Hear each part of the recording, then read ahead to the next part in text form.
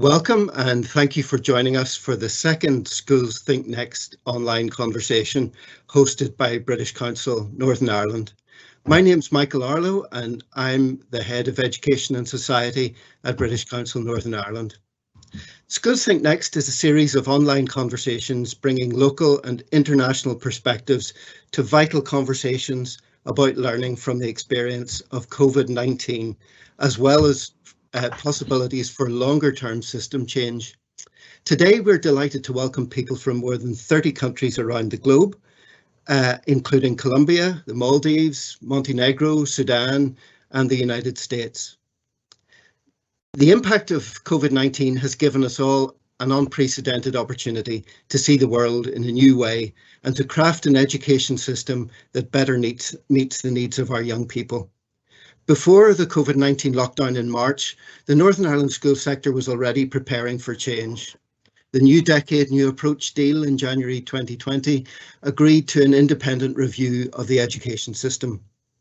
Schools Think Next engages with a wide range of local and international educational thinkers, researchers, practitioners, and others to explore answers to two key questions. One, what should be left in the past, and two, what should be embraced for the future. We've already had a fantastic response to our short videos of educational thinkers, including most recently Professor Peter Finn, Andreas Schleicher, and Dr. Anne Looney, who's joining us on the panel today. The wider international online engagement builds on local thinking and provides a platform for sharing ideas and experiences across different countries. Later in the year, there will be more of these videos to come. You can join the conversation by commenting or asking questions today or posting on social media. Why not make your own video presentation for your vision of the future of education? Just make sure you use the hashtag SchoolsThinkNext. Today's event is the second of 3 online conversations, and this one focuses on shared society. Each event includes teachers from Northern Ireland and education experts from around the world. First, just a little bit about how today's event will be organised.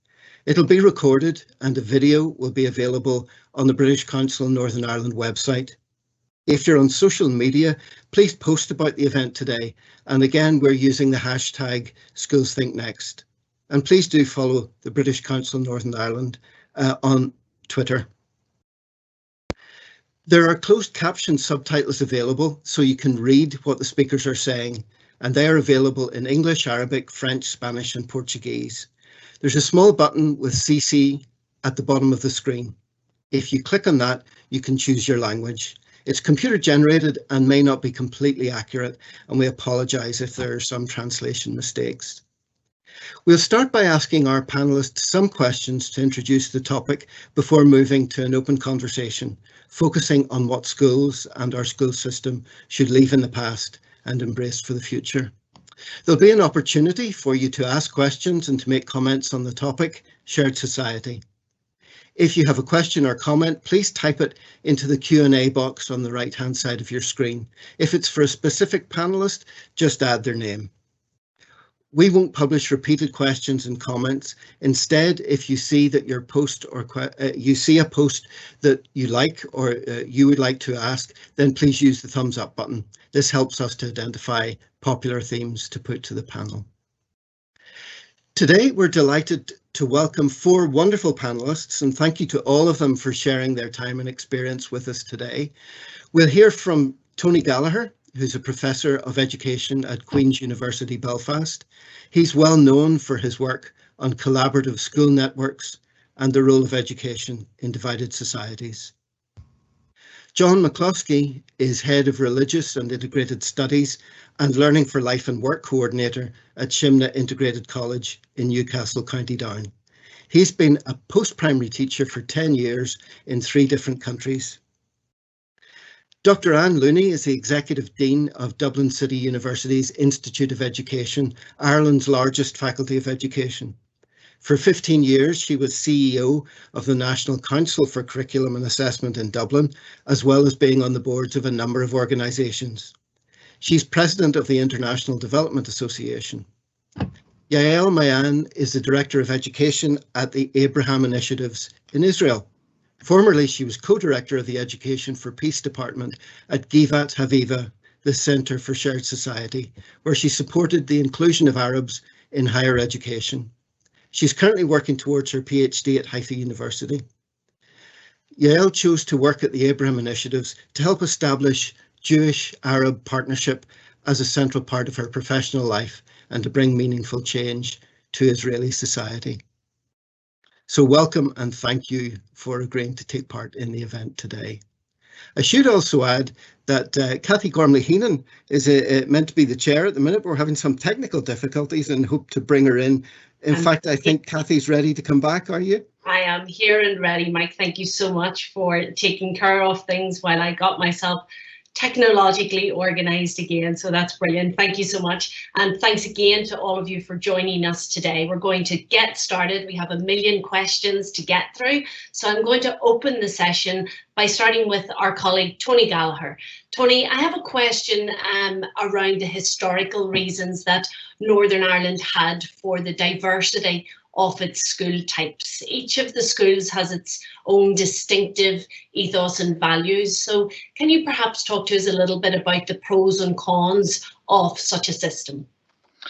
Thanks, Cathy. Yeah, there's an awful lot written about this, but maybe to try and just get our conversation going, I'll identify 3 claimed disadvantages and 3 claimed advantages. So first of all, on the disadvantages, it's suggested that if you have a divided school system, that helps to reinforce a divided society and limit the opportunities that young people have for dialogue. A second issue often put forward is that a divided school system increases the costs of education and makes the entire system inefficient, or at least not as efficient as it might be. And a third claimed disadvantage is a very particular issue to Northern Ireland, and that is that the churches really shouldn't have a role in schools. That should be a matter for the state. And what about 3 advantages then, claimed advantages for separate schools? Well, the first is that if you have diversity in your institutions, that provides a basis for choice and innovation. Second advantage is that in a divided society, having separate schools recognises and legitimises different identities. And a third potential advantage is that minorities have a right to their own schools, assuming those schools are treated equitably. And the simplest way to do that is to allow them to run their own schools and live with separate schools. So there's 3 claimed disadvantages and 3 claimed advantages. That's brilliant, Tony. I'm sure we'll come back to those repeatedly over the next hour, but I'll start with some of those disadvantages first and ask John a question. John, how do schools seek to mitigate some of those disadvantages or downsides of a separate school system? Well, thanks, Cathy, and first of all, thanks to the British Council for the opportunity to be a part of this project. I suppose one of my first thoughts when I hear the term separate school systems is to reflect on the scale of separation in our education system. As a teacher, I find it frustrating. As a parent, I find it dismaying. So broadly speaking, the separation happens along perceived religious lines and often mirrors our residential segregation, leaving 92% of our young people growing, socialising and receiving an education separately. And the downsides are obvious. A lack of exchange fosters misunderstanding. Empathy is often built through experience, and our young people are being systematically denied the opportunity to have these experiences. I suppose it's not an unusual story for someone of my generation to have to wait until they've left school to make a meaningful relationship with someone from the other side. That's to say nothing from those who do not come from or feel association with one side or the other. For me, schools are hubs of creativity, and so mitigate these downsides in a number of ways. They can create experiences which build relationships and provide opportunity to grow empathy. And there are some excellent examples of schools partnering up across the divide to collaborate, not as one-off set piece events, but rather over time, allowing the relationships to develop. I think of the wonderful work done by St Cecilia's College and Lisnead College in Derry, or Kilkeel High School and St Louis in Kilkeel as examples. Schools can also mitigate through curriculum delivery on a daily basis. I'm lucky to teach in an integrated school. Most people will know that we deliberately integrate our students by ensuring a balance of Catholic, Protestant and other faiths and none.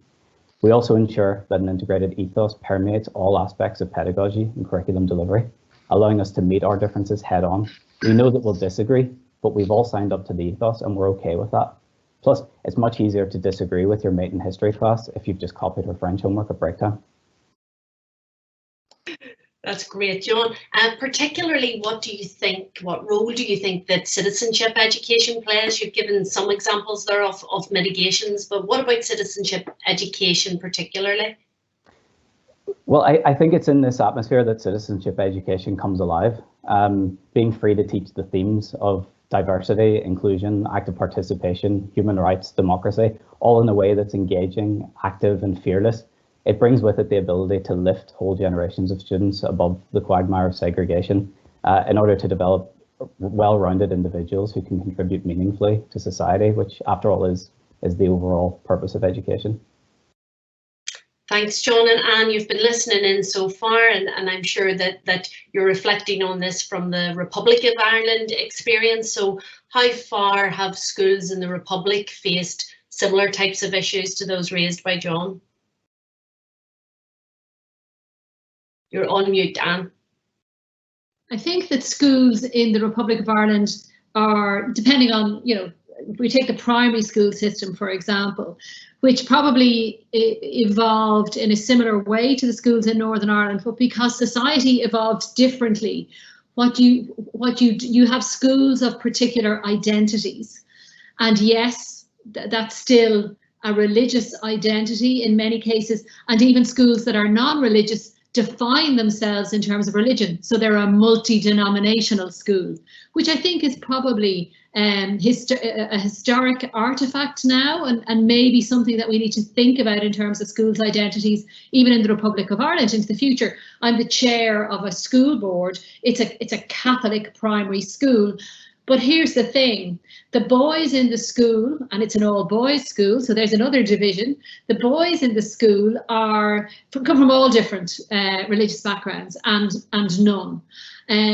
So in that sense, it's an integrated school, but what we tend not to need to do, because the children come from diverse communities, is because the school identity isn't mirrored by a particular geographical area. So the students come from a wide variety of backgrounds and communities, and so we have curricular emphasis on developing your own identity, learning, understanding mutual respect, understanding and appreciating diversity.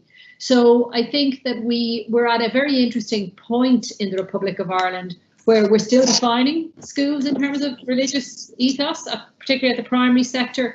But because of changes in population, that really no longer makes sense, and it's a historical artifact. And as John said, within the curricula, there are very strong emphases on both valuing your own identity and growing up with an identity, but also in all its dimensions, but also learning how to live in a diverse and increasingly cosmopolitan society.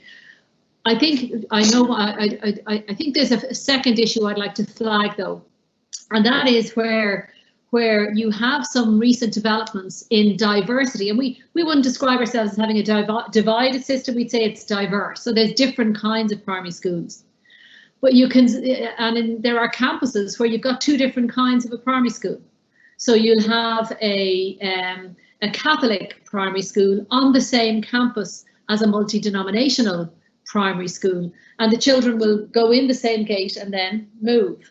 Now, if you stand there and look as an outsider, and there are a number of areas in Dublin in particular where this is the case, what you notice is that the students going into one school are a different colour from the students going into the other school.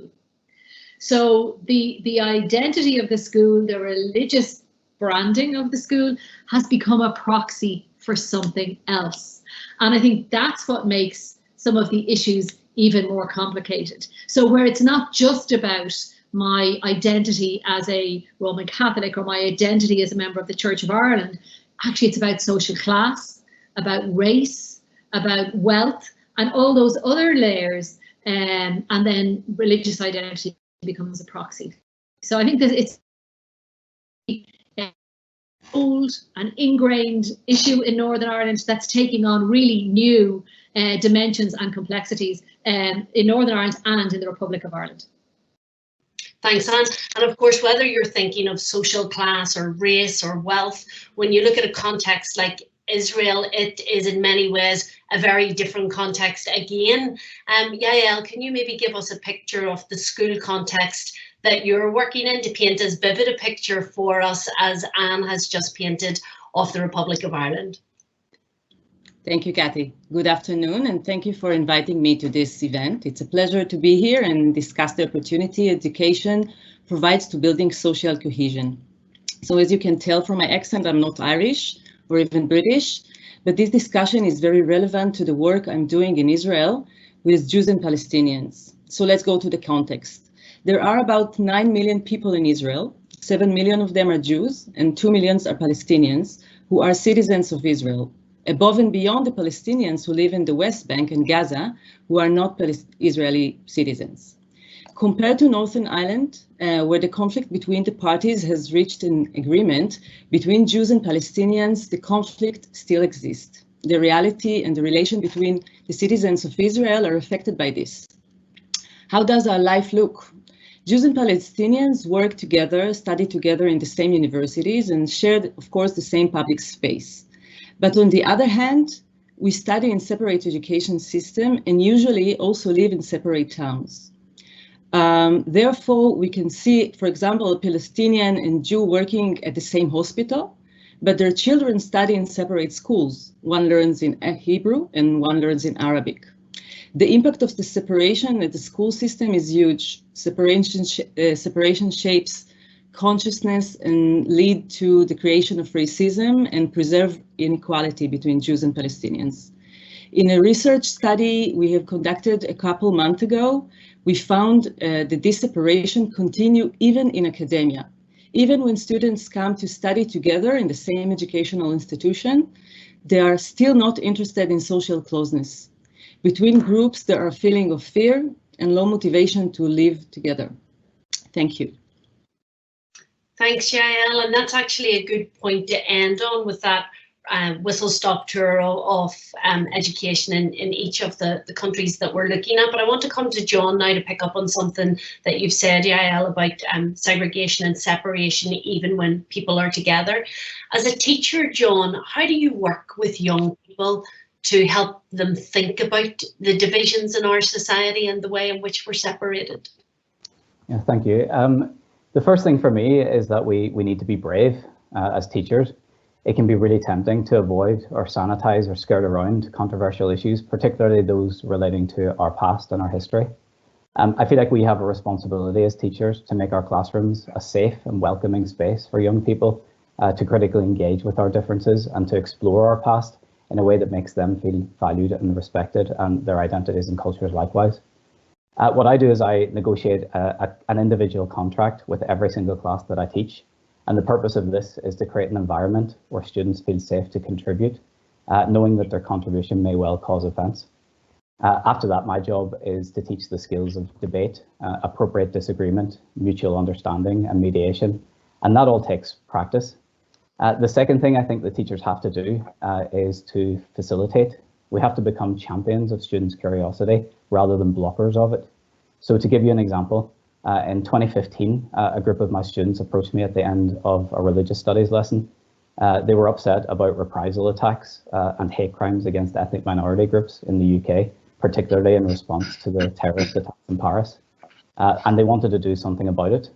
Eventually, we came up with the idea of using our platform as a school to give a voice to religious minority groups in Northern Ireland. So I oversaw a project team of students who organised interviews with leaders and members of various non-Christian faith communities in Northern Ireland at their places of worship. We also interviewed those of no religious faith.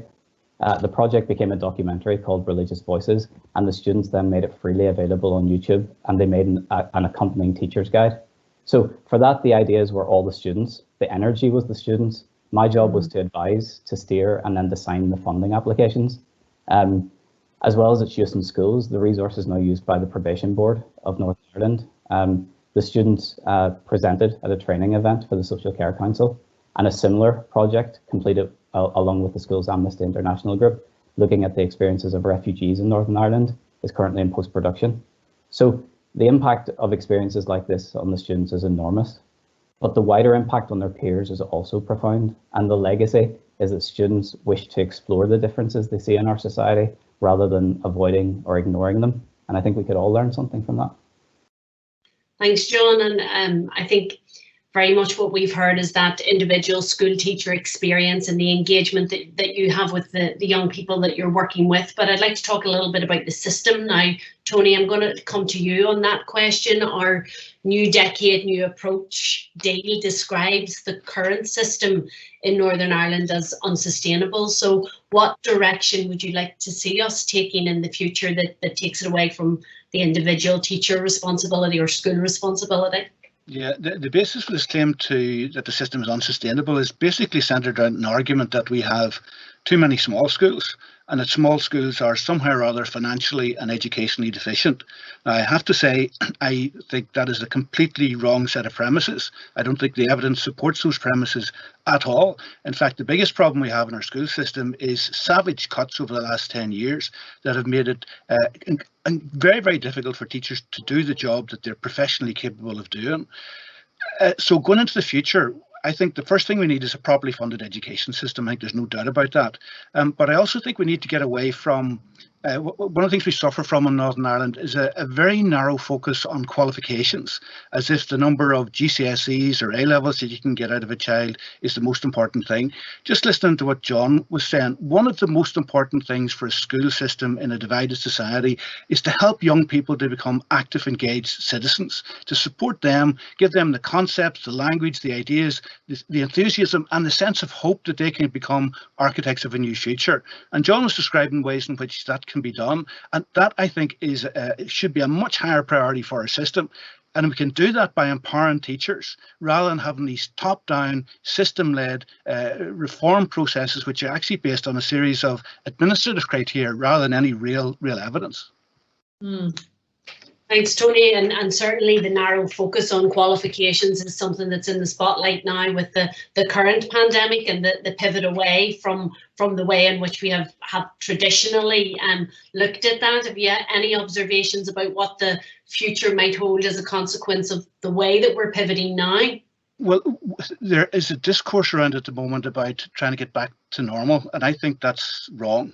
There's been massive disruption, huge problems, but we should take advantage of this opportunity because it's cast a lot of things we've taken for granted for such a long time and cast them in a completely different light. One of those things is the basis of examinations and assessment. There's an opportunity now to rethink the way in which we do some of those things, and we should grab that opportunity with both hands.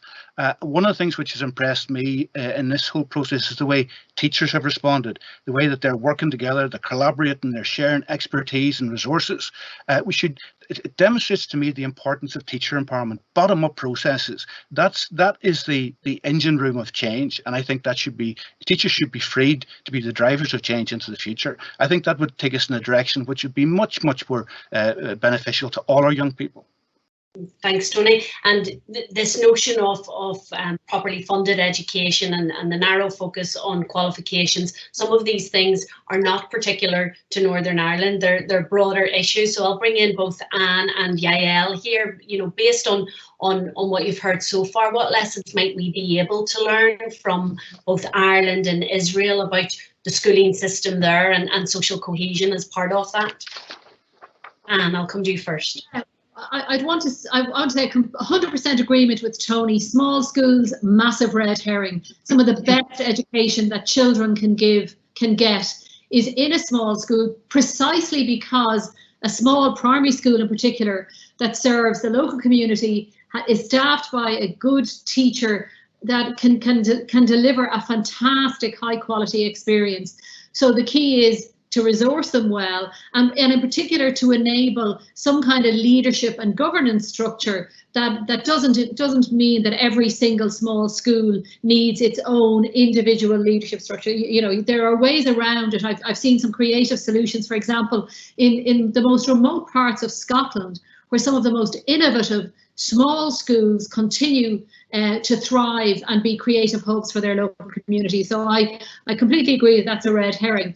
I think there's something that Ireland as an island has that the rest of Europe would give their eye teeth for, and that is that teaching and teachers teachers continue to be trusted, and the quality of our teaching force remains high. Although teacher education, I know, is controversial, in your neck of the woods, Tony, we've done some work in the south in integrating teacher education to our success, to great success. But the standard of our teachers and the quality of the teachers to do the kind of things that John has outlined at the micro classroom level, to reimagine how young people work together, irrespective of the structure of schooling, that is a great asset, and it's an all-island asset. And I think you're right, tapping into the agency of teachers and the agency of students and children in the next round of education reforms, whether they're in Northern Ireland as part of the rethink there, or in the south where we're thinking about the Leaving Cert and our obsession with end of school exams, tapping in to the teacher agency and the student agency, I think will be key to the next phase of reforms for both of us. Thanks, Anne. Yael, what about the lessons then from Israel? Okay, so I totally agree that the agency of teacher is really important, but I have to say that we are in Israel, we have a different situation right now, and I would like to share with you that, that in 2016, our organization, the Abraham Initiative, adopted the Northern Ireland shared learning model from you. And we still tackle a lot of issues that I will share with you. But let me say that today we have in our program, for example, 40 schools, 20 Jews and 20 Palestinian schools working as pairs. They meet on a regular basis, rotating classes between the schools and learn English together. And in the program, we promote social cohesion and tailored for young teens. It emphasizes the commonalities between the students and deal with diversity, creativity, and media criticism. We are proud to share that even during the Corona crisis, the shared learning in Israel continued to operate. The movement of shared learning in Israel dealt with the crisis with a lot of creativity and innovation. In addition to the running program, we invest significant work in connecting local government officials who support these programs and help us to implement them. Work is still needed for shared learning to be adopted by Ministry of Education. That point is very important. And at present, education for shared living is not an issue in which the Ministry of Education invests large resources. There were attempts by various committees in the Ministry of Education, in which Abraham initiatives, for example, were involved to promote education for shared living to a core subject in our school system, but unfortunately, it did not have sufficient political backing. So this is the place that we stand in, and I think it's a little bit different from your standpoint. Thanks, Yael, and that takes us really nicely on some of the questions that we've already had in from our audience. So I'm going to try to move us into a more philosophical, open conversation now. So in terms of shared society, is it about developing a shared identity, or is it about creating space for different identities to cohabitate harmoniously? Which, in your view, do you think it is? Is it that shared identity or space for different identities to rub alongside one another harmoniously? And Tony, I'll maybe come to you afterwards for an answer to that as well. So identity is a subjective experience that is very much related to feeling, memories, and experience. Promoting shared identity can be a delicate and complex process, and one has to understand its sensitivity. The problem we face in Israel is that accepting the other's identity or narrative is seen as a zero-sum game. It can be assumed that, it can be assumed that as different groups take part in positive experience together, it will accumulate and become over time what is called shared identity. But for that to happen, people from different groups in society have to feel that the shared experience do not come and take from them their particular identity. When it happens, groups tend to be in a defense position. In my understanding, the way to create shared identity is through a deep respect for the different identities. Thank you. Thanks. And Tony? Yeah, I think this is a really, really interesting question, and it's hampered because in popular, sort of particularly political discourse, identity is often talked about as if it's immutable, it's fixed and unchanging, and is entirely separate for different communities. When in fact, it is much more interestingly complex than that. One of the key things that we should be doing in education, whether it's in integrated schools or through collaborative partnerships with schools, is creating spaces for young people to explore and examine aspects of identity. And it's partly about recognizing that different communities do have aspects of their identity which are different, and that's okay. It's also about exploring aspects of identity which are shared, because there's an awful lot more of that than people often give credit for, particularly because of the political discourses and the relationships with fear, which Yael alluded to. But another aspect of this type of engagement is the possibility of formulating new senses of identity, new hybrid forms of identity, because identity is something that's constantly changing. Culture constantly changes. That's what makes it exciting and interesting. And that's something that dialogue can help people to explore in safety and confidence. And I think that's how we should be thinking about identity, not as something that's fixed and has to be defended at all time, but something that's rich that we want to share with other people and explore all the intricacies of with other people. Thanks, Tony. Actually, that notion of hybrid forms of identity is something that, you know, parents and guardians will play a really large part in how their child forms their worldview and how their child sees themselves and their own identity. So maybe to you, John, how do we bring parents along in this process of sharing, cooperation and integration, given the role that parents and guardians will play? I think that's such an important question. The theme of today's session is collaboration, and I suppose next to the collaborative relationship between teacher and student, there isn't one that's more important than the relationship we have as teachers with parents and guardians. When there's engagement and participation from parents and guardians, it has such a positive impact on the students' learning, but the opposite can also be true. So for me, it comes down to communication. The pandemic and the lockdowns have already transformed the language that we use when we communicate with parents and guardians, from one of attainment and behaviour to the language of collaborative learning, and I welcome that change. I believe, or at least I hope, that parents and guardians are now getting a never before seen insight into what we're truly trying to achieve in the classroom. And this provides a fantastic opportunity to bring parents along going forward. It's crucial that in our new normal, when we get there, we simply don't, as Tony said, we just don't revert back to the old normal, but that we continue to communicate with parents and guardians about the themes of citizenship and about the role that curiosity, creativity, messiness, failure, resilience, critical thinking all play in the learning process. My dream scenario, and you hear me out on this one, is a dinner table conversation, which instead of seeing the grown-ups nag young people about grades and homework, is one where they're actually discussing the themes of the day's learning. And I suppose finally, look, I come from a school that was founded by a group of parents, some of whom had to remortgage their houses to pay for the school building, and they carried in the desks. So I suppose I, as a teacher, owe it to those parents to honour their legacy by working hard, working my hardest to bring parents and guardians along in the learning process. That's such a powerful image, John, of parents carrying desks in to set up the school that they wanted. And from the Irish perspective, how have parents been brought along in that process of sharing, cooperation, integration in a new Ireland?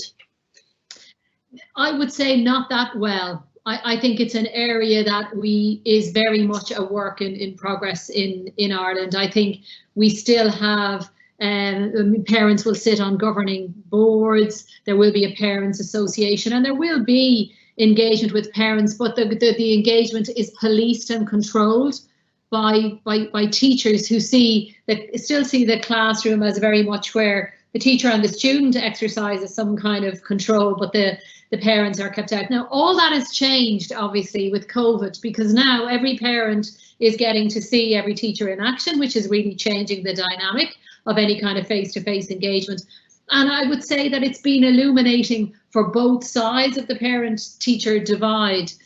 I think I just see a comment there from Gordon talking about a school where he said 85% of the students are newcomers, where's the green and gold, where's the orange and green divide there? It makes absolutely no sense, which kind of bears out Tony's point about changing identities and cultures. But I think in the observed behaviour of parents, and I can see it in my own friends, that there is an innate drive in many parents to ensure that their children, even if they find it difficult to say this out loud, but you can watch their behaviour, but there's a fundamental belief that at a young age, integrating, sharing, collaborating, crossing barriers, meeting people from that a very diverse early childhood experience is fine. But the higher up the school they get, the more and more parents are driven by a need to ensure that their children get to hang out and learn with children who look like them, sound like them, dress like them. There's a real drive to, parents are nervous about their children in a diverse setting. And I've seen that myself in my own generation. And that could include special educational needs children. It includes integrating newcomers, a real nervousness about difference. I know that's well documented in a number of research projects, that John's parents were a group of parents who found each other and then found a school to match their needs. But very often parents themselves are still not completely comfortable with diversity. So that makes what John does with children and young people even more so that they can begin to have those conversations. And if you think of the Republic of Ireland and recent changes in the law on everything from marriage equality to divorce, how that was driven intergenerationally, where young people started the debate but then got their parents involved. I think that has been significant. But there's definitely an intergenerational challenge, and some of it is parental concerns that a more diverse educational setting is not as good quality as all the girls in one school in tartan skirts and all the boys in another school in blazers. And we need, as educators, to blow that myth out of the water. And the kind of education that John gives is high quality in academics as it is highly creative and engaging. Thanks, Anne. And that sense of nervousness about difference or desire for homogeneity the further up a school system that you move sits in contrast to what you often hear about the importance of international connections for students in terms of how that might help them explore their own identity and culture vis-a-vis that international connection that they might have. You will have all had experiences of international connections with pupils in different ways. Can you maybe each of you, I'll come to all four of you, reflect a little bit on how the international piece might help our own pupils explore their own identities and cultures? So I'll start with Tony. Okay, one of the things I've been working on for quite a number of years in Northern Ireland now is helping to build collaborative networks of schools, Protestant, Catholic and integrated schools, and getting students taking classes in each other's schools and teachers working together. One of the things which we didn't expect but are very pleased to see is the way that this idea has been picked up in a number of other divided societies and adapted for use within their own context. You can't just drop it in, you've got to adapt it to those circumstances. And we very quickly realised when we got teachers and sometimes young people from these different countries engaging with one another, that provided another source of new ideas, new experiences, and new innovation. And that for me is what's crucial. We talked earlier about the importance of dialogue as a way of sharing different experiences. That can happen within one society, but it happens between societies as well. There's nothing that reminds us more of the richness of humanity and the richness of life by hearing about all the ways of doing things. It challenges us to think about some of the things we take for granted, think about our assumptions, and gives us access to new possible ways to reimagine ways we do things. And I think that is wonderful. And that type of international connection, I think, is absolutely crucial, hugely educational. John, what's your sense from the teacher perspective? Yeah, it's really interesting to hear all of those views. I suppose I would trust my students to take the lead on this. the students are so aware of the world around them. You walk into any classroom in Northern Ireland and ask them who the president is, and I guarantee very few of them will say Michael D. Higgins, despite the fact that he's our nearest geographical president, I suppose. They're so aware of world events. And I think as a teacher then, the skill is in taking those international events and teaching with them, but using them as a safe way to approach our, I suppose, the issues that we're facing in our society. And of course, those international experiences are also in our society. Our demographic is changing very quickly, and our education system isn't keeping pace with it. I don't think it's even trying at this stage. So I suppose my message is take the students' lead on this, trust the students. Yael, what has been the experience in Israel? I know that the study visits to and from Israel are constant, points of political comparison, points of school comparison, the international connection for pupils in Israel in terms of how it helps them shape their own identity and culture. What's been your observations on that? Oh, I think you might be frozen. So Anne, if I can come to you on that question first while we try to get Yael back again.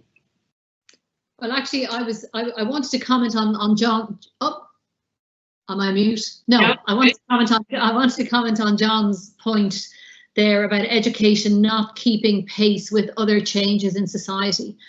I think when you find yourself, making a statement like that about the education system where you work, and yet education is supposed to be the driver of innovation and change, if you begin to observe that education is lagging behind, that is a serious issue, not just for the education and school system, but for economic and social development more generally. And I think all, systems are struggling a bit now because the pace of change is so accelerated. It puts pressures on education systems, and many are trapped in old qualifications frameworks, and in the South we're struggling to change, but there's a recognition that change is coming in student engagement. But I think looking to the future and to the kinds of debates that are happening in Northern Ireland now, starting from a point where there's a recognition that education is not keeping up, is a great impetus to bring people into the debate. And the debate does need to include the economic community, those concerned with social and cultural life, and to begin to say, look, we have an education system that doesn't belong to the 20th century. There are bits of it that go back even further, and the rest of us are moving on, and we now need to take it with us. I think that has been an impetus in the South for change. But I was really struck, John, by that statement, and just what a risk that is in a school system if it's not driving the change, or at least responding to the change, or even criticizing the change. But if it's simply not keeping up, I think that's a real risk, I think. And I think actually the language that we can use, Anne, sometimes doesn't keep up as well. So if I take this as an example, one of the questions that we've had submitted from the audience, or comments submitted, is defining integration by religious affiliation seems very last century. So the question is, should the term integration be considered for a much broader range of diversity, including that social, academic, cultural, political diversity, and also the inclusion of students recognised with disabilities in mainstream schools? Have we got the definition or defining integration by religious affiliation wrong, that it's very last century and not keeping pace with where we are? That's a question to everyone, but I'll begin with Tony again. Okay, well, on one level, the notion of integration should be a much broader discourse around inclusion, and we should be striving towards having schools that are more inclusive, because very often in Northern Ireland, too often we've talked about schools being defined by who they keep out, not who they let in. So on one level, that's right. At the same time, and just to pick up on a point that John made earlier on, the integrated school sector in Northern Ireland is really a quite extraordinary and wonderful thing, because it's one of the few examples of a school system anywhere in the world that was created primarily because of the commitment and the energy and the enthusiasm of teachers. So that's a really, really important, background for that system. I suppose within the context of Northern Ireland, the society has changed. There are lots of newcomers, new people who have arrived, new identities, and that's important. Quite a lot of people have cast off some of the old traditional identities, and that's important. At the same time, there remains a strong fault line within a political fault line within our society centred around religious identity, and we shouldn't and can't ignore that. We can't just wish it away. It's still a problem we have to address. So, despite all the complexity, that is a reality which needs to be addressed. For me, what's in a sense so last century is the notion that an individual school can provide everything that a young person in that school needs. If you look around the world, the way in which school systems that are striving towards being world class, being excellent, what they're doing is encouraging collaboration, not only within the school, but between schools, getting students and teachers working together for the local community. That requires teacher empowerment. It requires support for collaboration. We have the potential coming out of our experience of this last 12 months. Suddenly we're using IT in all sorts of more interesting ways. So there's an opportunity for more innovative use of IT coming out of this situation. The other big thing which has emerged in this, or has been writ large in this crisis, is the way in which we were really not seriously dealing with inequalities in the system. The inequalities have been exacerbated by the situation that we're in. So when we get out of this, that has to be a priority, to try and address those inequalities in a realistic way, because there's absolutely no reason why we shouldn't have an education system that is both excellent and equitable. World-class systems achieve both of those things. There's absolutely no reason why in Northern Ireland we shouldn't have the same. John, let's bring you in here. Sorry. Go ahead. Yeah, there's a lot in that question, and much of it's spot on. I'd like to start with the final sentence, that defining integration by religious affiliation seems very last century. And that's because it is last century, specifically the 1989 Education Reform Order. I suppose at that stage, deciding on which labels to use, perceived religious affiliation was the least objectionable path. And I find the questioner is absolutely correct that we need to be forward-looking, and that's something that we're not great at in this country at times. I personally can't wait to see the 2021 census results. And I think schools and education systems must move quickly to develop school systems and a curriculum which is truly for and about everyone in our society, not just those who share the power. In terms of the range of diversity mentioned in the question, I would stress that our schools integrate in so many ways, not just along perceived religious lines. There are places of education, which, what Anne said earlier, they have to be places of high expectations. We have to provide an excellent education to those of all faiths and none, for all abilities, cultures and backgrounds. And it has to have that ethos and praxis of inclusivity at its core. And if we can get to that stage, that sounds pretty 21st century to me. And Dan, we started with you because you'd raised the point about nervousness, about difference and so on. So is that sense of integration, in your view, how does that sit with those previous comments about the desire for homogeneity and that sitting at odds with some of this?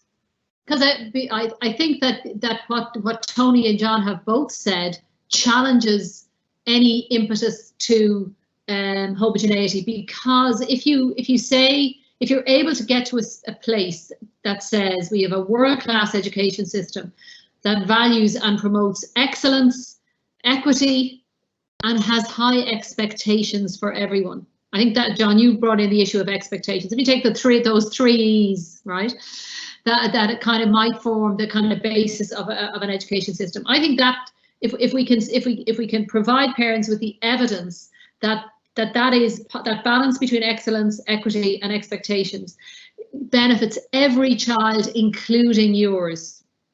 That is where your child will thrive. That is how they will learn to navigate the complex world that we live in, and meet new challenges and be creative.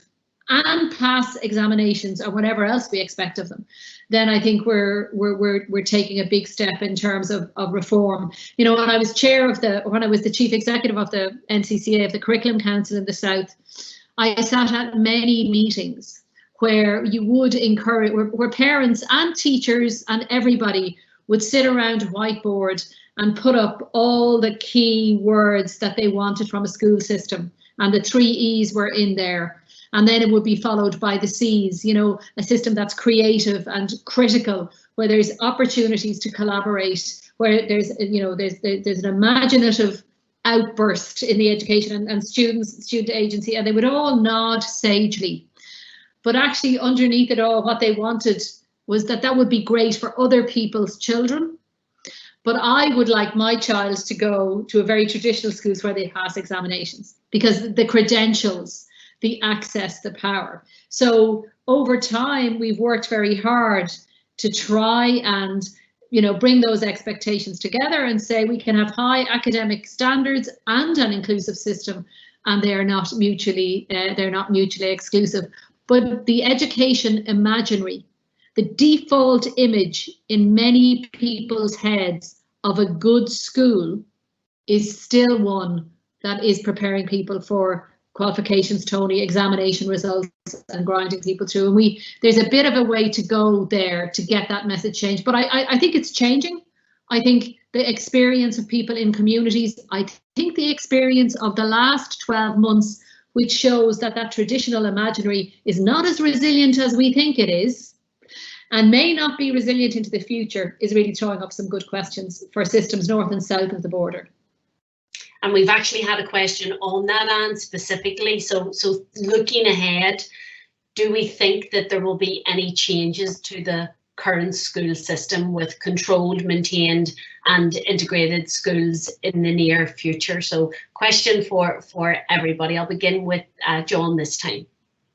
Do you think there'll be any changes to the school system, given everything that we've heard and talked about, and of course the current context that we find ourselves in?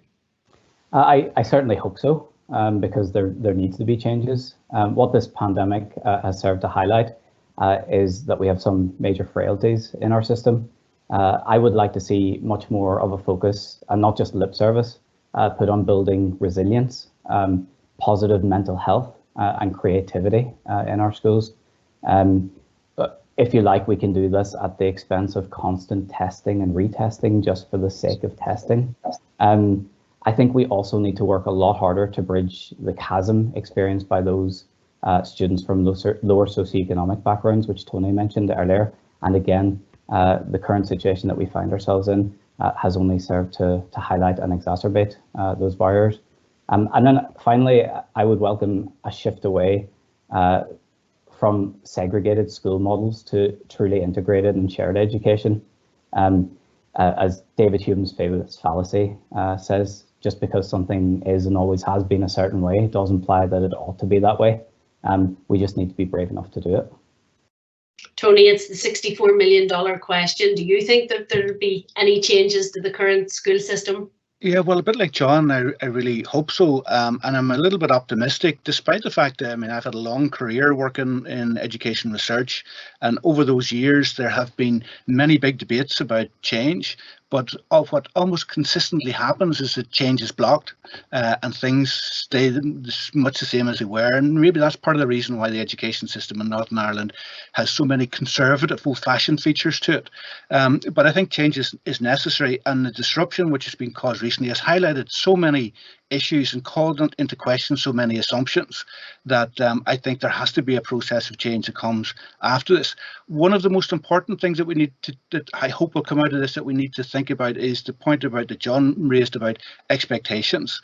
We don't have a world-class system because for years and years and years, our system has been rooted in a set of prejudices on the capabilities of young people. That young people, some young people are capable of some things and other young people aren't. The current prejudice that we have is that 10-year-old children can be divided up into academic and non-academic children. Those are nonsense categories. For me, a 10-year-old child is a bundle of potential with a lifetime of opportunity and hope ahead of them. And our education system should be designed to try and bring out that potential and work to that hope. And that's where I think the route for change has got to come from.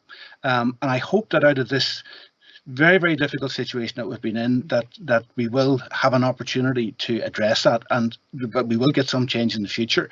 Things that have happened over the last 10 years that I've seen with the development of the shared education networks and a lot of stuff that I've worked with for many more years within integrated schools gives me a great sense of hope that if you release teachers, release their professionalism, empower them, they can be the real engines for change in this process. Tony, I'd written that comment down, teacher empowerment. You've said it a couple of times during the course of the last hour, and I'm going to bring Yael in on this point exactly. We've had a question, Yael, for you that says, from your experiences, what's the greatest challenge that teachers have in Israel and Palestine when working towards effective reconciliation practices for its citizens? So what's been the challenge in terms of teacher empowerment in that space? Okay, so let me remind you, we are speaking inside of Israel, okay, only the Israeli citizens, Palestinians and Israelis. I think, of course, that the political thinking and the ability to be critique is not such an, is not such an opportunity that teachers have in Israel. I think that because we don't have an agreement, teachers fear from, saying what they feel, what they think. I think it's something that need to be changed but it can be changed only through an agreement. I would like to say, some last words that as I said, we hope that in few years we will be able to see that the shared learning as an inherent part of the Israeli education system. We know that even there will be quite few challenges, but still it will be a very big leap forward for the Jewish and Palestinian society in Israel. And I would say that, although there is still no vaccine against racism, we know that education can overcome the consequences of segregation and increase motivation for social closeness.